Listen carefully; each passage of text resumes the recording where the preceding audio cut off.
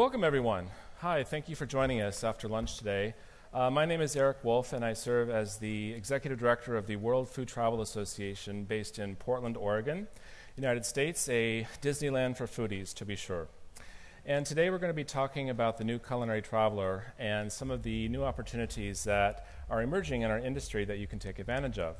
And I'll start first and go over some of the information that is new from our research this year.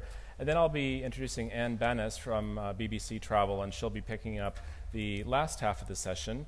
And then towards the end, we will be doing some Q&A, see how things go. And I would just like to remind you that we're using Slido for Q&A today. So if you go to the World Travel Market app and you go to this session, and you go to the bottom of the session, there you're able to ask your questions. So if you'd like to start asking questions, before we get to it, that's fine. The questions will just stack up, and then you can vote up or vote down the questions that you'd like to ask. All right, let's get started. For those of you who do not know who we are, the World Food Travel Association is a nonprofit organization. We've been around for almost 15 years, and in that time, we've grown to serve a worldwide community of 44,000 professionals in food, beverage, travel, and hospitality. So we really are considered the world's leading authority in food tourism. And we have a partnership with World Travel Market, and we're pleased to serve as their resource for food tourism. So I write blog articles for them, and if they have questions about what's going on in the food tourism industry, they will consult with us. We also work with the United Nations World Tourism Organization and UNESCO, but even though we run in these circles, we also like to work at the everyday grassroots level. So we're working with destinations of all sizes around the world to help them to discover how to create economic benefit from working in the food and beverage tourism industry. And if you are a prolific tweeter, we have pre-made tweets on the bottom.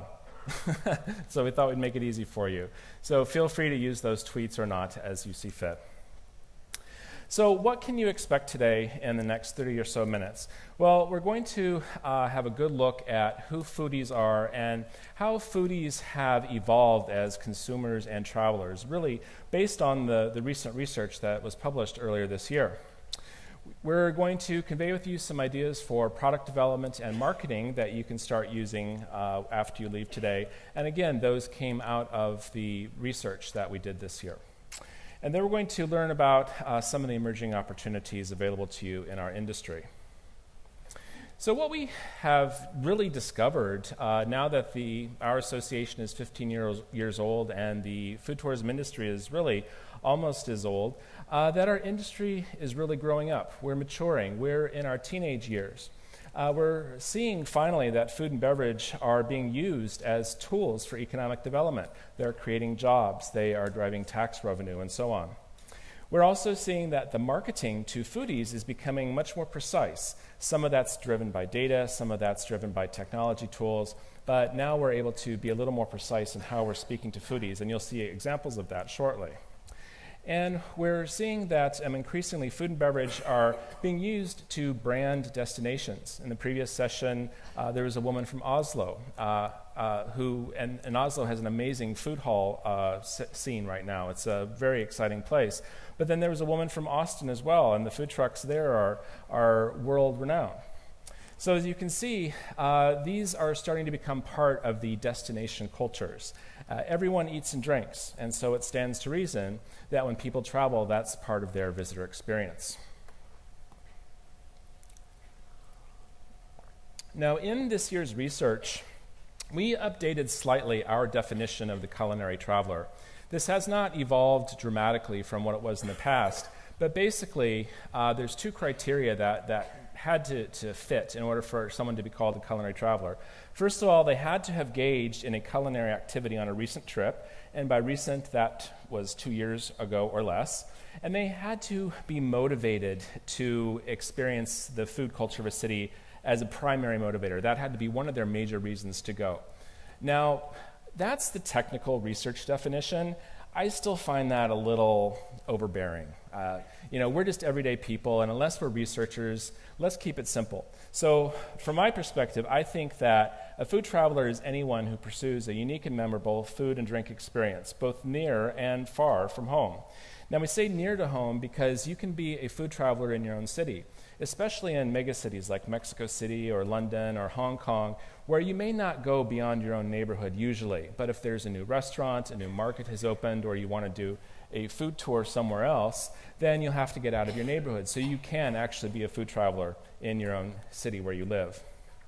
Now, in terms of the scope of the food and beverage tourism industry, many people think that food tourism is all about the high-end restaurants or wineries, maybe food tours, maybe a couple events, and that's about it.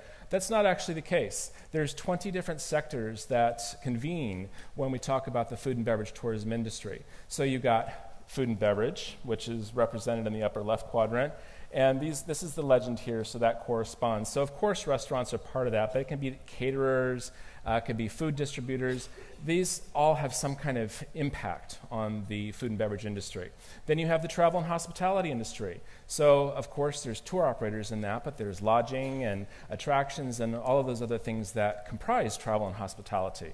And then you have the related businesses and organizations, which are things like government organizations, NGOs. You can have technology platforms, graphic designers who design wine bottle labels, and so on.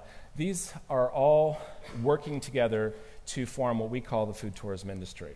I just like to make sure that we're all on the same page because some of you have heard that message before, and for some of you that will be new. So I kind of like to make sure that we're on a common plane, the same page. So let's look at who food travelers are. And again, this is data that came out of our 2016 Food Travel Monitor. So in terms of gender, it was pretty balanced, almost 50-50. In terms of generation, though, we're seeing that more and more food travelers are Generation X and even millennials. Now, this is important because as more and more travelers are millennials and as more food travelers are millennials, the products we develop and the products that we promote or the destinations we promote need to appeal to younger generations. This has also influenced our own product development within the association. So it's really changed our course of development because we realize now that we have to address the needs of a younger market. Now, this was interesting, the marital status. 69% of food travelers are in a relationship. So that's a pretty large number. So when you're thinking about marketing to foodies, I would encourage you to think about marketing to couples. Now, foodies are definitely younger. We talked about how many more of them are millennials or Generation X, and here's the data behind that. And for those of you who are not familiar with this study, this was a survey of 11 major markets around the world. It included the United Kingdom, Spain, France, Germany, Italy, United States, Australia. There were lots of different cultures and countries represented. And the Italy portion was actually conducted by our own Roberta Garibaldi right here, who's our ambassador in Italy. And she did a great job with that. And the survey, the sample size was almost 3,000 by the time you get all the respondents together, so it was statistically significant. Now, we also found that foodies were not necessarily wealthier. Now, the data here is in US dollars, but what we did is we standardized and converted people's responses from their own currencies into the US dollar exchange rate at the time, so we had to have a common metric, and that's what we did. And so what we found was that foodies were spending more than regular travelers. And even if they weren't rich, if they did not have high incomes, they were still spending more, which tells us that foodies are spending by passion first, that when we travel, we are motivated by what we see and we want to experience that, and we may even save up to try and do more of these things when we're traveling. I am the biggest food nerd. I arrived in London yesterday, and I went to Sainsbury's, and I started stocking up, and I brought an extra suitcase with me, and I know some of you are similar like that. You bring an extra suitcase with you, but, you know, I can't get salad cream that cheap at home. You know what I'm saying? Anyway, foodies are incredibly engaged and influential. We share, we talk, we buy, we influence, we talk to our friends, families, and colleagues. I'm not going to read this to you. You can get an idea of what we're doing, but what I'm trying to say is that perhaps more than other travelers or other consumers, we're hyper tuned in to the food and beverage situation. And because we're so passionate about it, we have the ability to influence our friends, family, and colleagues. Now, this was an interesting slide. I threw this in for some humor. In our survey, we discovered that most people think they're experts when it comes to food and beverage. Funny how that happens. But among the survey respondents, 72% of the people thought they were knowledgeable about food and drink. And of course, there's different levels of knowledge, but this was just, do you think that you know enough, that you're well educated in food and beverage? Now, we also asked people if they thought that food and beverage were more important to them now when they're traveling than 5 years ago. And 59% said, yes, it's more important now than it was in the past. So this is definitely an interest that is increasing. We knew that, and past research showed that, but again, this year's research confirmed that as well.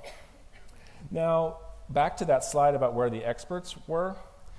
Interestingly, India and Germans thought they were the best experts on food in the world.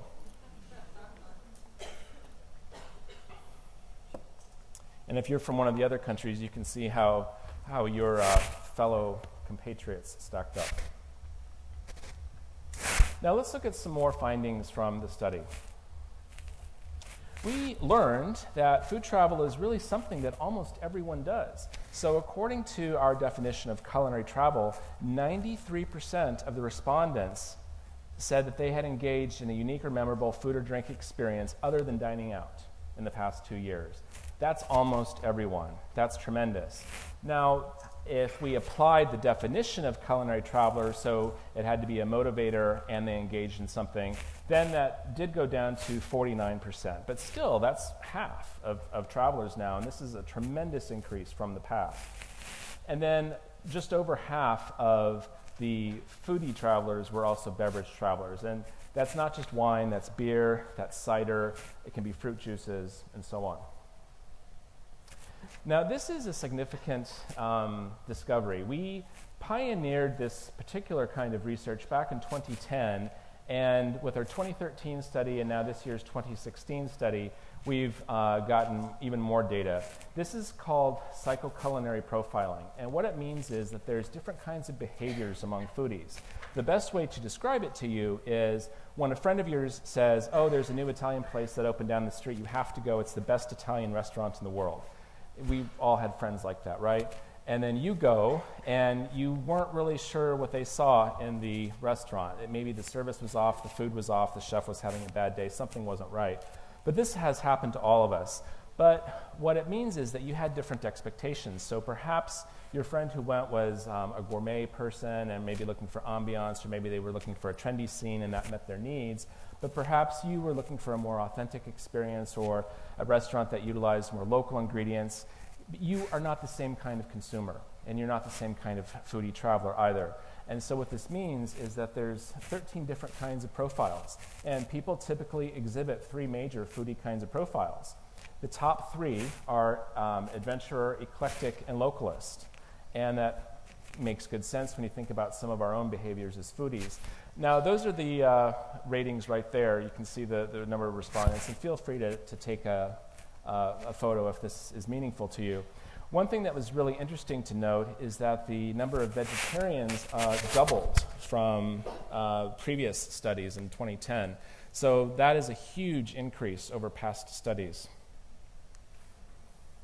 Now, I've blown this up to focus on the top 3, and then I've also included gourmet in here because, again, there's a lot of misperception about food tourism and the role of gourmet in food tourism. And by gourmet, I mean they could be the Michelin star restaurants, it could be the very expensive wineries, those kinds of exclusive experiences.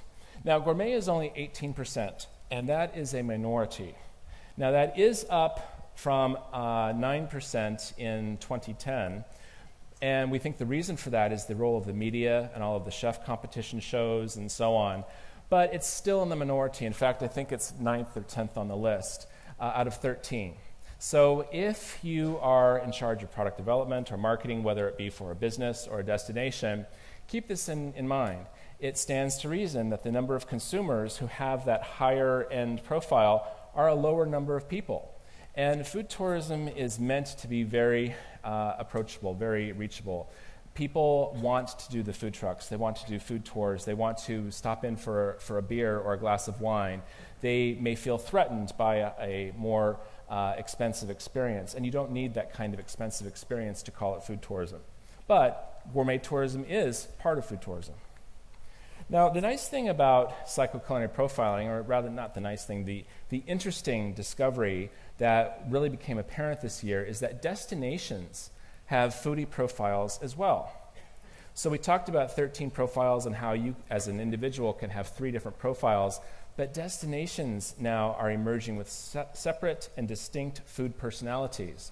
This is very significant because when we talk about a world that is extremely competitive and cities are fighting for eyeballs and tourists and bums and seats and so on, this can give destinations a competitive advantage. If they know what kind of foodie would respond best to the destination's food personality, they'll have a better experience, and that leads to better word of mouth, of course. Now, one of the things that came out of this year's research was we were asking respondents, what do you think are the emerging food destinations? And the responses were actually really interesting and very unexpected. People said, well, in the United States, people were saying the emerging food destinations were New Orleans, San Francisco, and New York. In Italy, the emerging destinations were Tuscany and Rome. Are you seeing a problem here? These are already established destinations. We talked to the researchers who, by the way, were food tourism experts, and that was also a significant departure in our research this year. We wanted to work with researchers who truly understood the nuances of food tourism.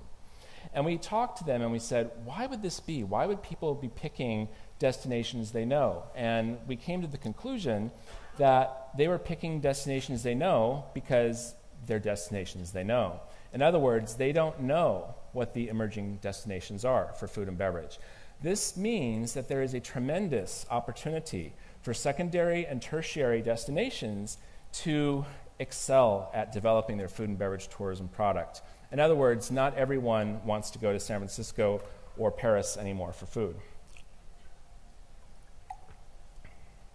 Here are some examples of destinations that have tremendous potential in the food and beverage market.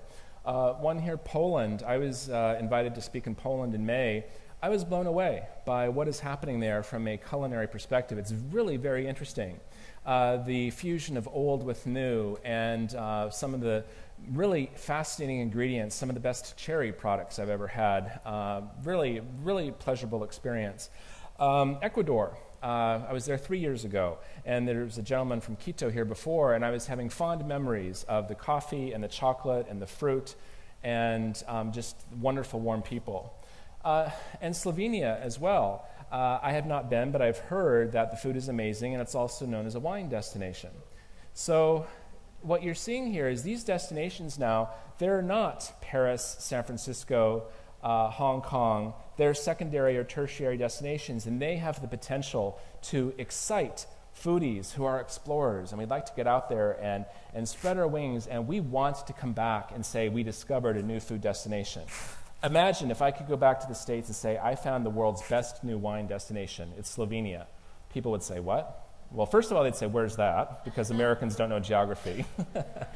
And then they'd say, well, then they'd want to know more about that. I was in Ireland in September, and they actually served Slovenian wine at the dinner, which I thought was odd, but it was very interesting, and it was excellent. It was really, really good, and now I'm excited to perhaps go one day. Now, what we're also seeing is destinations that are oversubscribed are now in a position where they need to unsell themselves. They were talking before about how destinations are too popular. They used the example of Venice.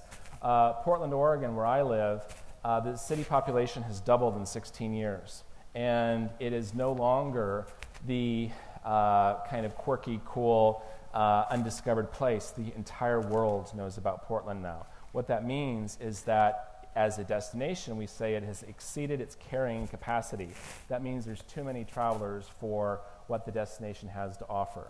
Now, the same situation has happened in Barcelona with the cruise ships, or in Florence. Florence has kind of become a parking lot for people, and this is really a shame, because there are only certain things that you can get in a city like Florence, like Il Duomo or the Ponte Vecchio, that you have to go to Florence to experience those. So what is the solution here? Well, we're not talking about destination development right now, but these are very real concerns to think about when a destination becomes too popular for its food and wine. I remember many years ago when I lived in San Francisco, I went up to Napa for the weekend. It took me 8 hours to drive back because of the traffic. It should normally take about 60 to 90 minutes. 8 hours. I wasn't happy. Now, something else we learned in the research was that not all travel decisions are made before departure.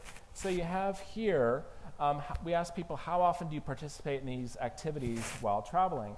So that means that I'm here in London, I don't have my full itinerary organized for my trip, and I am fine-tuning it as I'm going. I'm checking on websites, I'm emailing friends back home, I'm talking to friends here. I am triangulating information from multiple sources, and this is something that people are doing more and more. The implications for food tourism is that you need to make sure that you have really, really fast, free Wi-Fi for travelers. Not just so I can research more places to go, but we really look at Wi-Fi as a marketing expense because foodies share. Remember I said they were highly engaged and highly influential?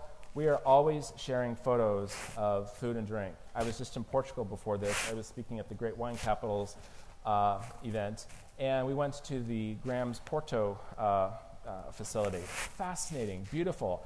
And we had a lovely dinner there. I think I shared 10 pictures on Facebook and Instagram, and there were all these people saying, oh my gosh, oh my gosh. Okay, that's what I do. I'm a foodie, and I'm sharing these photos. But if I did not have the ability to share those photos, either if the cellular service wasn't good enough, or I had exorbitant roaming charges and I couldn't use it, or the Wi-Fi wasn't working, those pictures would probably stay on my phone for 3, 6 months or years, whatever, and they may not ever get shared. So consider really, really fast Wi-Fi as a marketing expense and make it available for free. Now, we were asking people, these were the countries that we surveyed, and we asked people who was using a review website or an app while they were traveling. And interestingly, the Chinese and the Indians really led the pack here, that they were the ones who are using their smartphones the most to investigate things. Americans were third in place, and then you can see it really goes down from there. Now, this is another way to look at how foodies make their decisions. We call this the food traveler thought process. And you have the pre-trip decision making, and that is when people are talking to friends and family. Word of mouth is extremely important. We might be looking at websites, we'll look at travel magazines and so on. But again, that word of mouth is really, really important. And then on trip, we're still fine-tuning. So we're in the process of experiencing, but we're still making adjustments. And then after the trip, you'll see again that word of mouth is really important. It becomes almost full circle from here to here. We're sharing, we're reflecting on our experience and thinking about where we want to go next. This is how foodies think about travel. Now, if we want to talk about growth opportunities in food tourism and things that you could or should be focusing on, well, here, this might help for you. But what I would like to draw your attention to is down here at the bottom. These are food and beverage tourism products that are underdeveloped. They're underserved. And people would be doing more of these if there were more of these kinds of experiences. But things like going to a restaurant, people, they figured that out. They know what the famous restaurants are, they know what the cuisine is and what they should experience. But they're looking for other things to do. So when you're talking about developing your food tour product, you got to think about diversification. It's just like financial investments. You have to diversify your portfolio. Do you remember that wheel of economic development, the 20 different sectors? Try to involve as many of those different sectors in the products that you're developing. Now, we were looking at where foodies are getting information from. And truly, print is not dead anymore. You can see here that almost half of foodies are still getting their travel information from magazines, printed materials. So if people tell you that print is dead or we're only going online and digital, think again. As foodies, we love to see beautiful photography. I had a meeting with someone from Sicily before this, and they showed me the brochures that the Sicily Tourism Board put together. Stunning.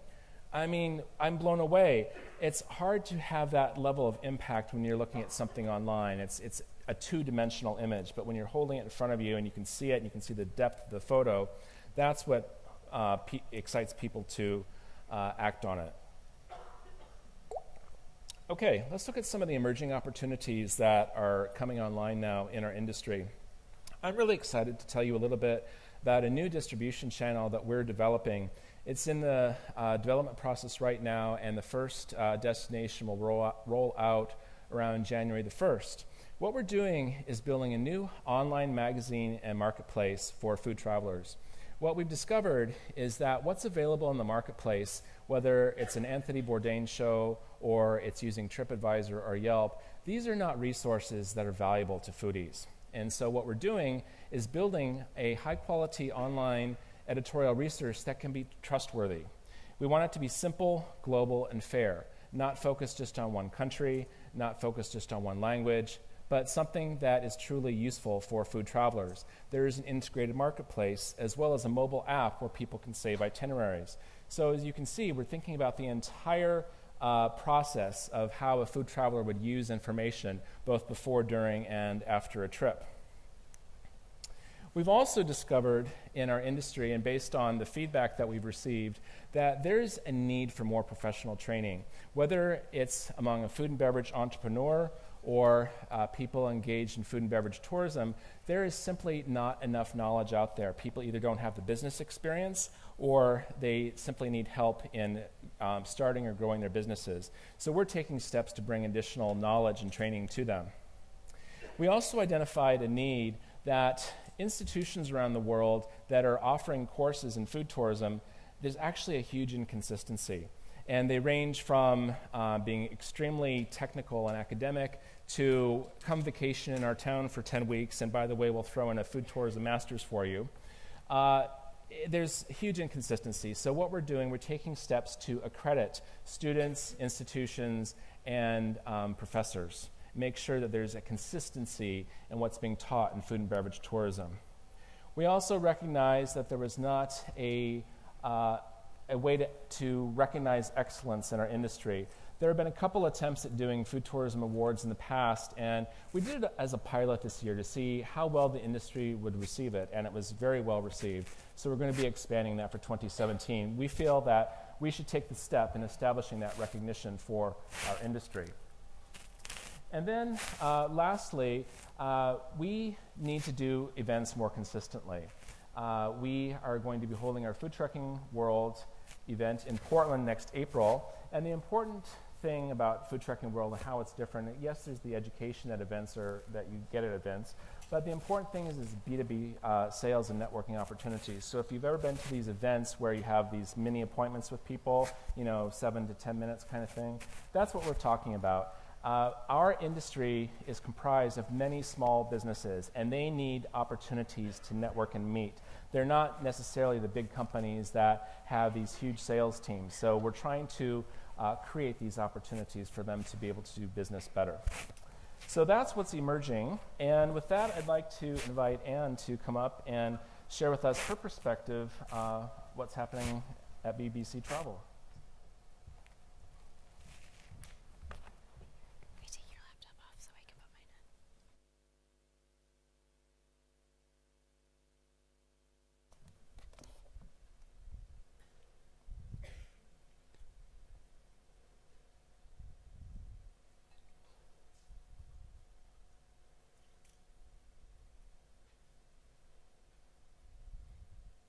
Sorry, technology's a little slow at the moment.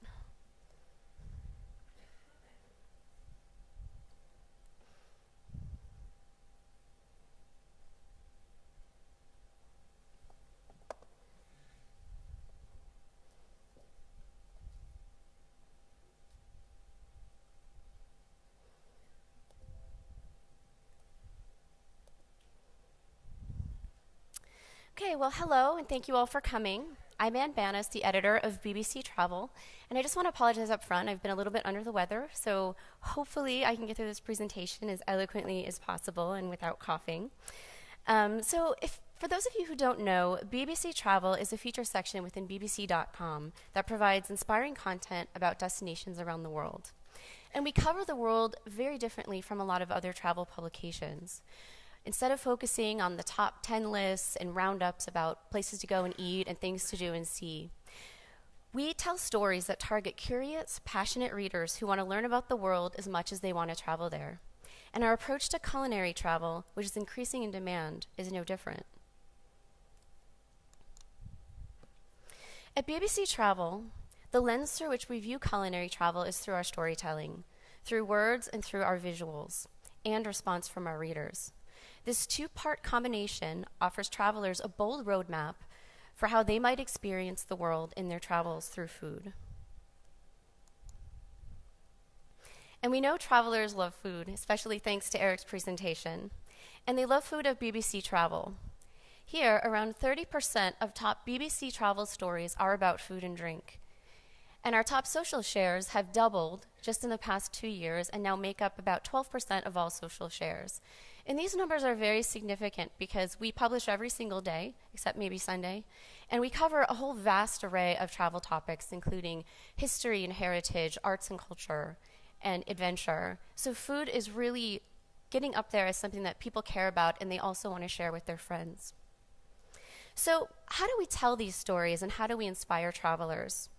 Well, we do it by focusing on 4 factors: immersing in the local culture, evoking emotions, changing perceptions, and inviting the audience in. So today's traveler is getting more and more complex. They don't want to just eat out, but instead want to go behind the scenes. They want to truly experience the food, getting right to the source, and learn as much about it as humanly possible. They want to know where it comes from. They want to know how it's produced and what makes it an authentic part of the culture. They also want to connect with the people who are making the food. So to help unearth the best stories, BBC Travel's team of writers, photographers, and videographers who are all over the world search the globe looking for the best experiences, both big and small, and from the secret and unknown to the iconic. They show travelers the way for their own journeys and offer insights about places in the process. So these are some of our most popular travel stories in the past 2 years. These stories are truly immersive. They take you into a specific food's true origin and delve into how that food has evolved over time.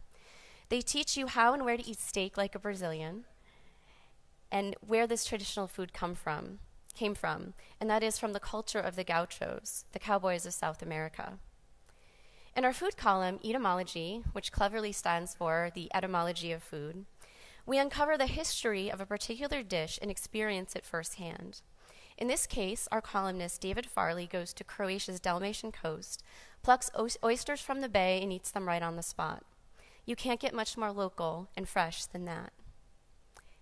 In Why You Should Never Drink Whiskey on the Rocks, our thirsty explorer tastes his way through the distilleries of the Scottish island of Islay.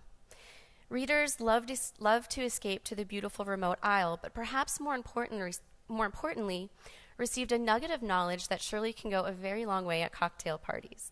In case you didn't know, you're supposed to drink your whiskey neat or with a little bit of water to open up the flavor, as ice only dilutes it. Incidentally, this was the top performing BBC travel story of 2015, and I think that's a testament to show how much there is of an appetite, no pun intended, for these types of stories and these types of experiences. And travelers love to uncover secrets. In Irish Soda Bread Makers, an Irish-American woman rediscovers her grandmother's recipe on a trip to Ireland and picks up a few baking tips along the way.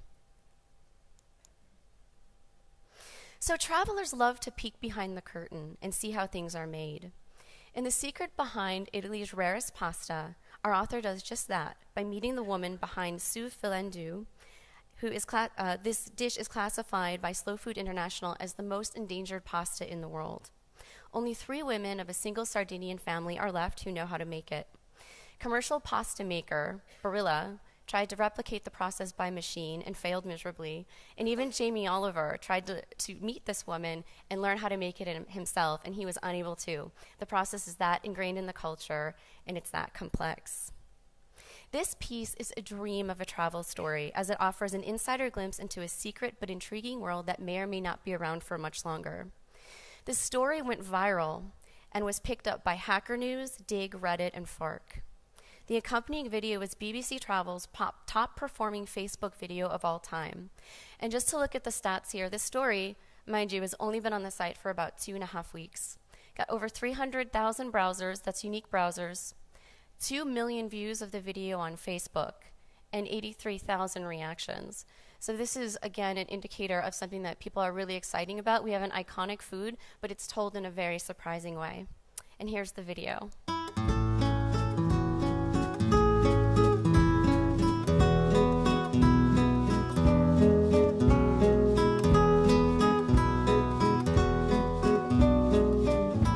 Su fili in Dio per noi significa fili di Dio, proprio una pasta che sappiamo fare in poche, la pasta più rara al mondo secondo me, perché non se ne trova una uguale.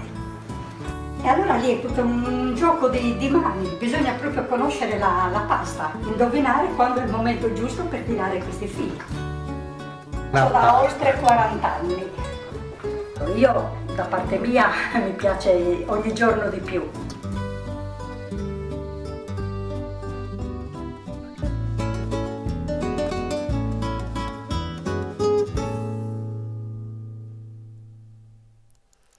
Who wouldn't want to try that pasta? And the good news is you can. That woman and 2 other ladies make that pasta twice a year for a biannual festival, and that's when it's served.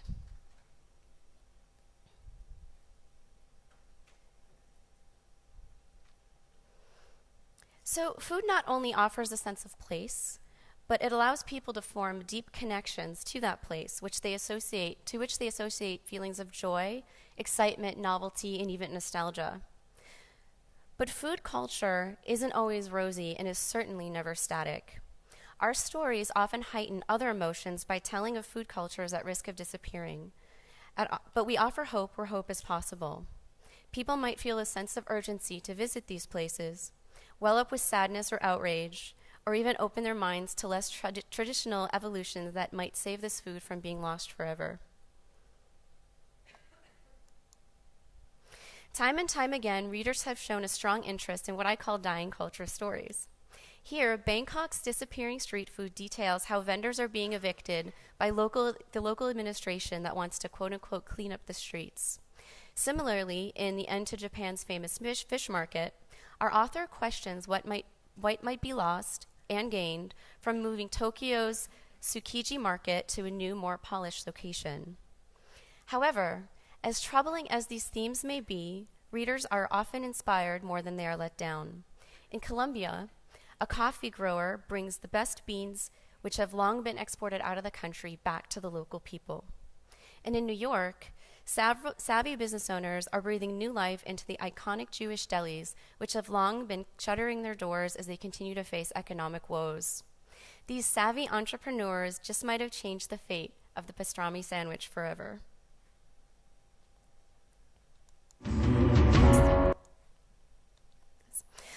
Food Connect is a powerful voice, changing the way we think about a culture, and food stories can often evoke strong responses from the readers.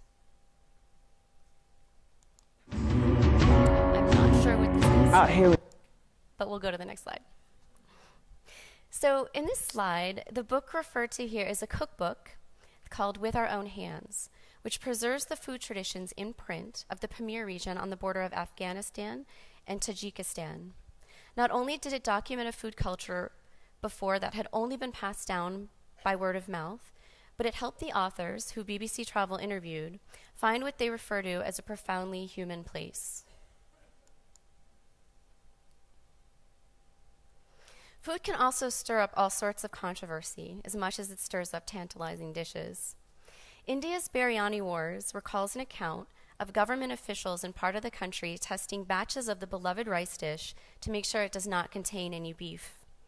While the topic at first glance might seem rather contentious, the author ultimately learns that food in the very diverse nation unites people more than it serves as a source of hatred. No matter what, food seems to get people talking, whether it's discovering a truly quirky unknown food. Yes, there is such a thing as donkey cheese. It's from Serbia. And it's also, you see a lot of them arguing over things such as which country has the best breakfast. Despite BBC Travel's claim here, most readers think Turkey takes top honors. And I was in Istanbul earlier this year, and I have to say I tend to agree. So we've learned readers love sharing their own stories about food almost as much as they love posting food pictures. So we let them. Not only do we listen to what they have to say on social media channels, but we let them be part of the story and help develop the narrative. In our popular series, RSVP Abroad, which runs both on BBC.com and BBC World News, we drop our host in the middle of a foreign city and give her 48 hours to throw together a dinner party. It's a bit of a choose-your-own-adventure. She is led by our social media audience, which offers suggestions on where she should go to pick up ingredients, meet local purveyors, and she immerses in the local culture as she moves along. In a recent episode shot in France, in the Côte d'Azur, Julie Bensman learns that the area is surprisingly made up of as many expats as it is of locals. And she even discovers a few sexy cheeses along the way. And with that, I'll leave you a cut-down version of RSVP Abroad. This is RSVP Abroad, where I, Julie Bensman, venture to unknown places with one goal: to throw an authentic dinner party in 48 hours, relying on the BBC Travel social community to help me do just that. From Istanbul to Lima, I've traveled the world and may be coming to a table near you, even sooner than you think. Next stop, Côte d'Azur, France. So we're here at Marché Ferville in Cannes, and Lane is about to meet me to go shopping.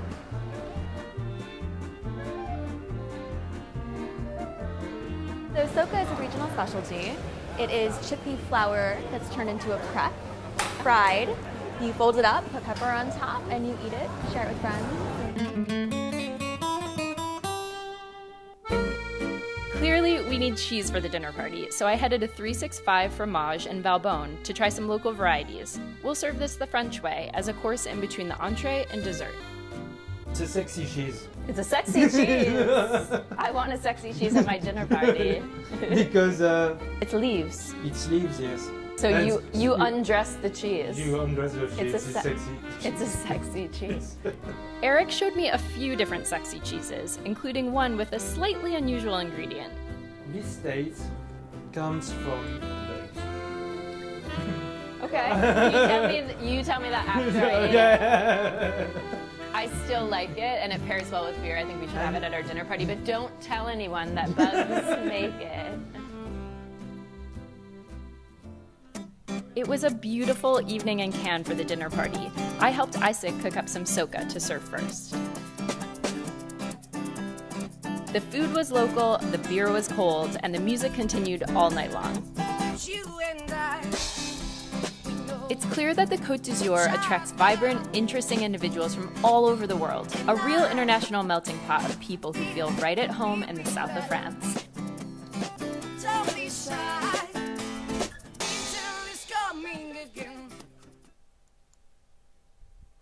Thank you so much.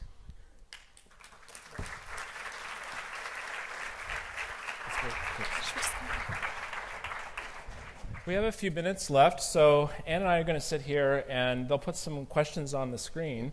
And by all means, please do ask your questions through Slido, or if you'd rather through a microphone, there's someone walking around as well. And if you do need to leave earlier, there's some materials on the table over here that you might be interested in.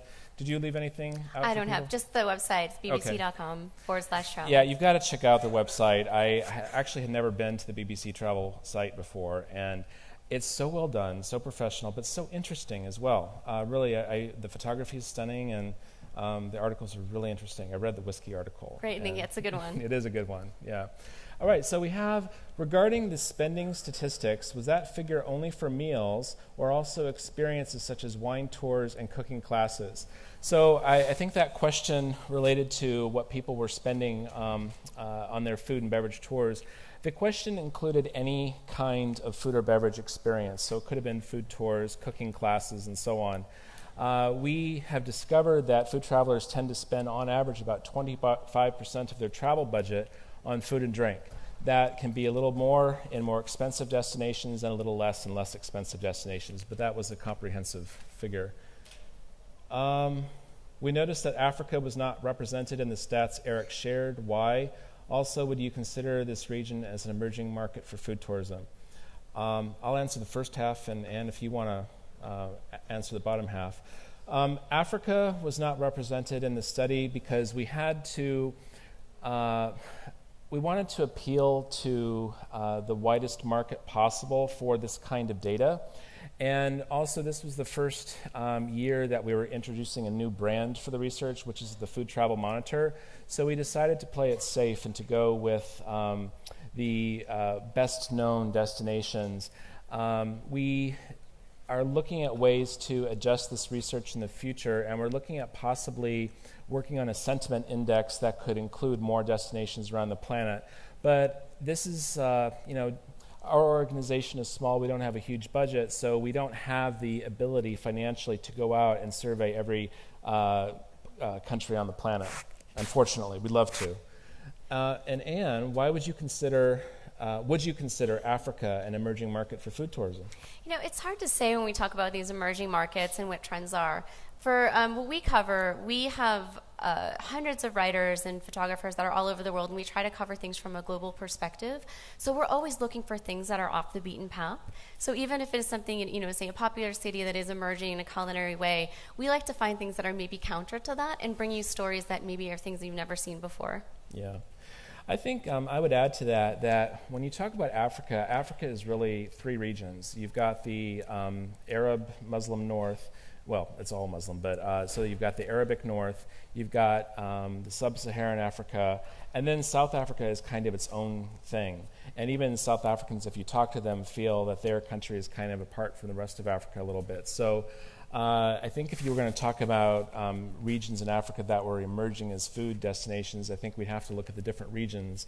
And for example, South Africa's got a wonderful wine industry, some of the best wines.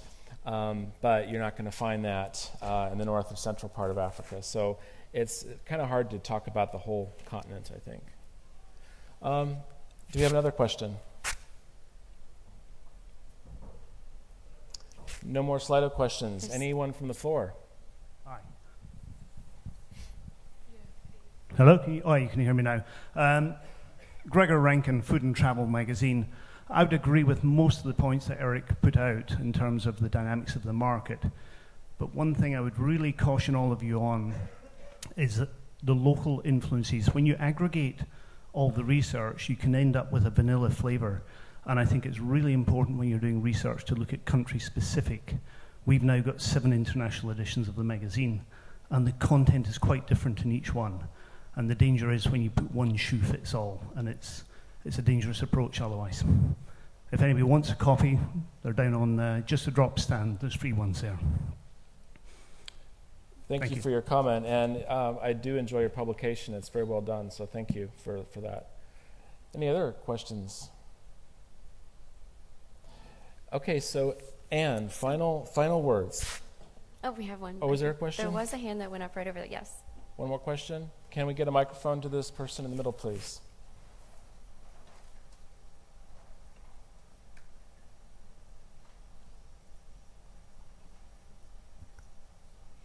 Hi, I've just come back from Iceland, a place I love, and I love the culinary traditions that they have there. But I'm noticing more and more a bit of a backlash from, shall we say, more challenging elements like whale meat that are now perceived to be served up solely to tourists. And I just wondered if that's a danger that we need to be aware of for culinary tourism. I'm sorry, you cut out a little bit there. What were you asking about again? I lost the middle part. It was a little fuzzy. So in Iceland, for example, there are a lot more tourist menus serving whale meat, and this is something that's causing a bit of a backlash. And I just wondered if serving such challenging ingredients purely to stoke a tourism boom is something that we need to be aware of. Do you have a perspective on that? Challenging ingredients? I think we have to be culturally sensitive. When certain foods might not seem appropriate for one culture, it doesn't mean that it is not okay for another. But I think if you're putting it on the menu just to attract attention, I think that causes a lot of danger, and I think it's something to be concerned about. I would agree. Sensationalization for that on purpose. Okay.